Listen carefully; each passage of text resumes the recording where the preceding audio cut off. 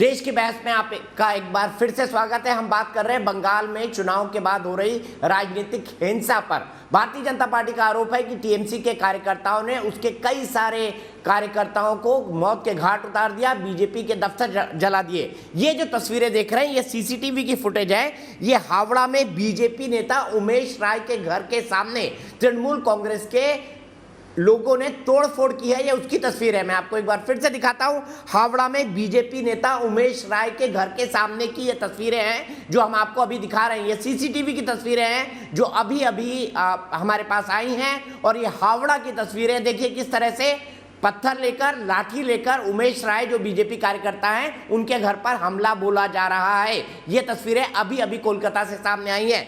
सीधे चलता हूं। अवधेश कुमार जी ने कहा था कि क्या इसके पीछे कोई सांप्रदायिक रंग है, लेकिन सुबीर भौमिक जी उससे एग्री करते हुए नहीं दिखे थे। अवधेश जी, सुबीर जी का कहना है कि इसके पीछे कोई सांप्रदायिक कलर नहीं है। कुछ ऐसी तस्वीरें हैं जो सीएए प्रोटेस्ट के वक्त है उनका गलत इस्तेमाल किया जा रहा है। आप किस आधार पर कह रहे हैं और जेपी नड्डा ने किस आधार पर कहा कि ये बिल्कुल इंडिपेंडेंस की याद दिलाता है? देखिए दीपक जी, जेपी नड्डा ने कैसे कहा मैं उस पर नहीं जाऊंगा। सुबीर जी के बातों से हम लोग पश्चिम बंगाल और बांग्लादेश वगैरह की खबरें सुनते रहे, उसका इस्तेमाल भी किया अपने जीवन में। लेकिन अभी जो उन्होंने बोला, जिस ढंग से हिंसा का सरलीकरण किया, थोड़ा मुझे उससे कष्ट भी हुआ है। और मैं वो मानता हूं कि वो संपूर्ण तस्वीर नहीं है। ये बात सही है कि 24 परगना में आईएसएफ के कार्यकर्ता भी मारे गए। ये भी बात सही है कि एक कार्यकर्ता तृणमूल का भी मारा गया है। लेकिन जब आप हिंसा करने जाएंगे तो सामने वाला भी आपको ऐसे नहीं छोड़ेगा। अगर उसके पास ताकत है तो एक दो लोग आपके मरेंगे। पहली बात जो मैं ये कहना चाह रहा हूं कि ये जो हिंसा है, ये मैं खासकर सुबीर जी को याद दिलाता रहूंगा कि जो कल्चरल डिस्टिंक्शन की आप बात करते हैं, सांस्कृतिक विशिष्टता की, वो सांस्कृतिक विशिष्टता इस ढंग के विभत्स हिंसा का स्वरूप ले चुकी है। ये दीपक जी इस मायने में कि लोग हिंसा कर रहे हैं, राज्य का कोई हस्तक्षेप नहीं है, तो ये भिन्न रूप में, एक डिफरेंट रूप में ये राज्य प्रायोजित हिंसा मानी जाएगी।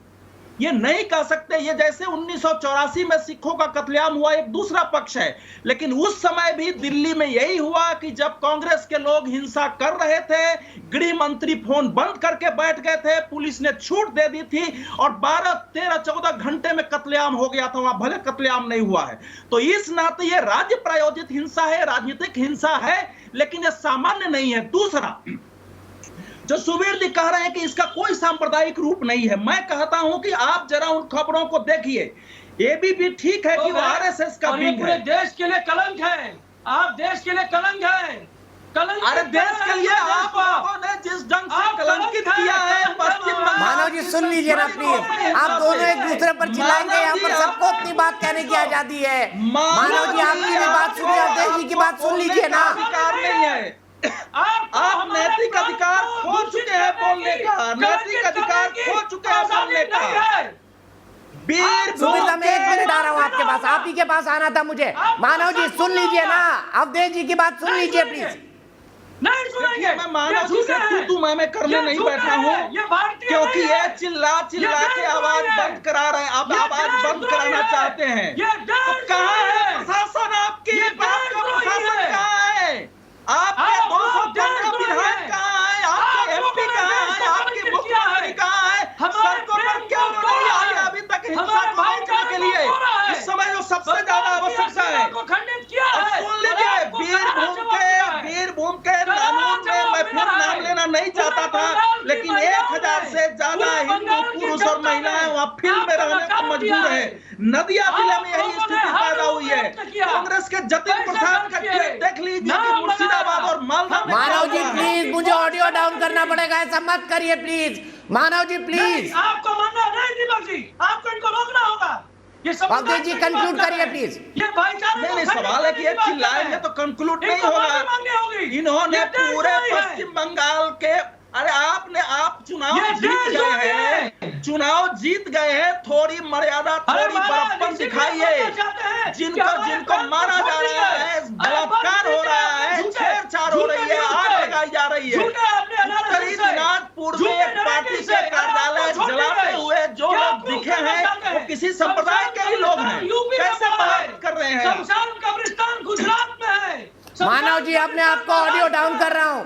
मानव जी, आप बोलने नहीं दे रहे हैं, मैं आपको ऑडियो डाउन कर रहा हूं। ये तरीका ठीक नहीं है, ये तरीका ठीक नहीं है। मानव जी प्लीज, अब अवधेश जी कंक्लूड करिए प्लीज। अब मैं कंक्लूड कर रहा हूं। दीपक जी, ये जो हिंसा है, खासकर मैं सुबीर जी को ध्यान दिलाना चाहता हूं, ये हिंसा केवल आज नहीं हुई है। पश्चिम बंगाल में हिंसा, जैसे हम लोगों का चेहरा सामने की ओर है, लेकिन पश्चिम बंगाल में राजनीतिक के समर्थकों कार्यकर्ताओं के कुछ का चेहरा पीछे की ओर है।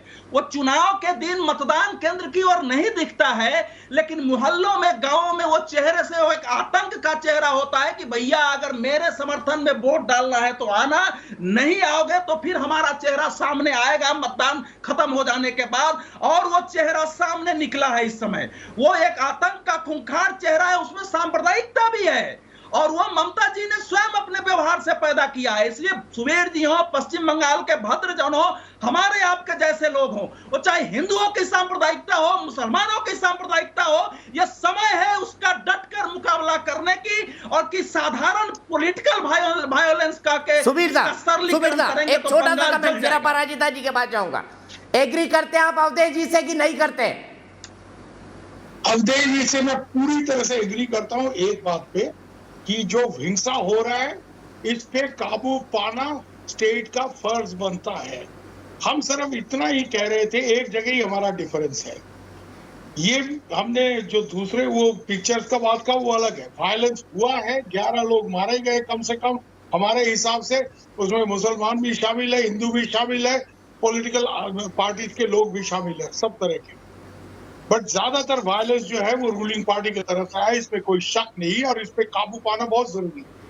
बट मैं इसको पॉलिटिकल वायलेंस मानता हूँ, कम्युनल वायलेंस मैं मानने को तैयार नहीं हूँ। सेकेंडली, ये याद दिलाऊं आपको, जो लोग कहते हैं कि पश्चिम बंगाल को बांग्लादेश नहीं होने देंगे, बांग्लादेश में शेख हसीना आज धुलाई कर रहे हैं।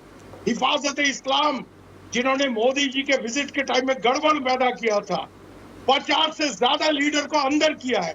और परसों दीपक, आपको ब्रेकिंग न्यूज दे रहा हूं मैं, इंडियन प्रेस के पास ये सब होता नहीं है।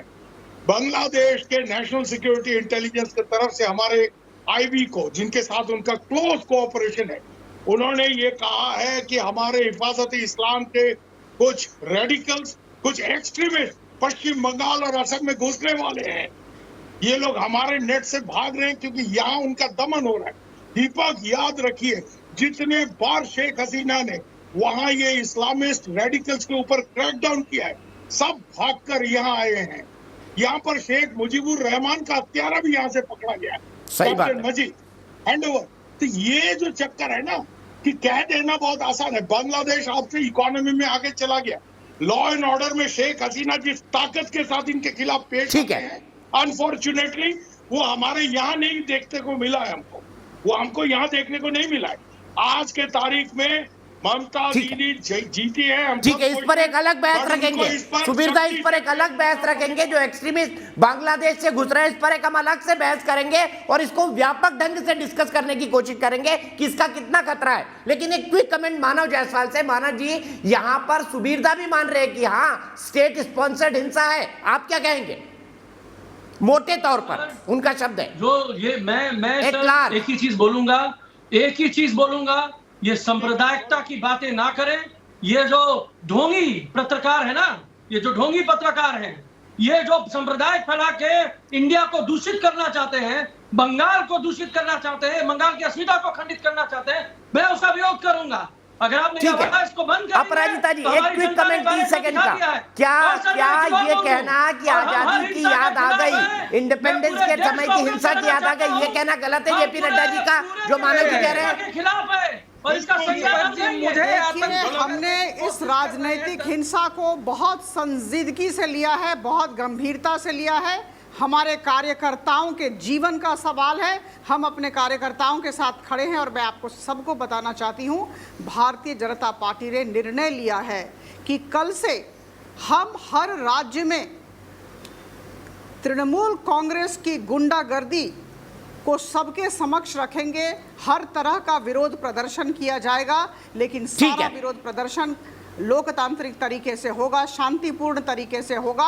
हम अनुशासित दल है, हम जानते हैं कैसे व्यवहार करना चाहिए। सीधे में बहराइच चलता हूँ अपराजिता जी, मैं रोकूंगा, वक्त मेरे पास बहुत कम है। सीधे बहराइच चलता हूँ, मेरे एक दर्शक जुड़ गए, राहुल राय क्या कहेंगे बंगाल की हिंसा पर? बहुत ही गलत हिंसा वहां पे हो रही है, सारी सोची समझी प्लानिंग के तहत हो रहा है। जिस राज्य की मुख्यमंत्री खुद स्वयं का है कि चुनाव के बाद हम ही रहेंगे, तो सोची समझी प्लानिंग इसको नहीं कहेंगे तो और क्या कहेंगे? जिस पार्टी के प्रवक्ता न्यूज चैनल के ऊपर इतनी उत्तेजना से बात कर रहे हैं, उनके मुख्यमंत्री ने कहा सर इनको, मुख्यमंत्री रहते उनके पूरे राज्य में हिंसा हो रहा है।